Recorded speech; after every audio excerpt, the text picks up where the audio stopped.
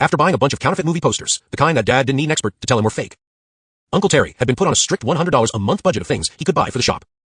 Anything over $100 he had to go talk to Dad about, and since Dad hadn't had any visits from Uncle Terry other than to bring him food in the last week, Dad knew that it either had cost less than $100 or Uncle Terry hadn't asked. How much did this thing cost, Terry? Dad asked, clearly expecting to be angry. Terry seemed to hedge a little. It's nothing, Brian. The thing will pay for itself by the end of the month. You'll see I'll show you the thing really is. How much? My dad asked, making it sound like a threat. $500, but Brian, I've already made back $200 of that. Give me another week and I'll. But Dad had heard enough. You spent $500 on this thing? It better be gold-plated, because $500 is a lot of money for a damn radio. Terry tried to explain, but Dad wasn't having any of it. He told Terry to get out of the shop for a while. Otherwise, he was probably going to commit fratricide, and Terry suddenly remembered a friend he had to see and made himself scarce. Then, Dad rounds on me like I'd had something to do with it, and asks how much Terry had really spent on the thing. I told him he had actually spent about $550 on it, and Dad asked why in heaven's name no one had consulted him before spending such an astronomical sum. The truth of the matter was, I was a little spooked by the radio. The guy had brought it in on a rainy afternoon, the dolly covered by an old blanket, and when he wheeled it up to the counter, I had come to see what he had brought. Terry was already there, reading and doing a lot of nothing, and he had perked up when the old guy told him he had something miraculous to show him. I didn't much care for the old guy, myself.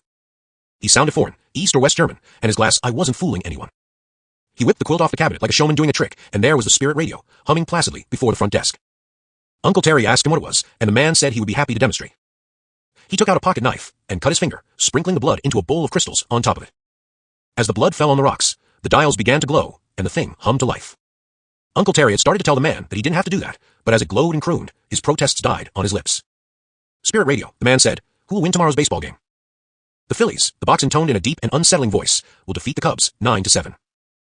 Uncle Terry looked ready to buy it on the spot, but when he asked what the man wanted for it, he balked a little at the price. They dickered, going back and forth for nearly a half hour, until they finally settled on $550.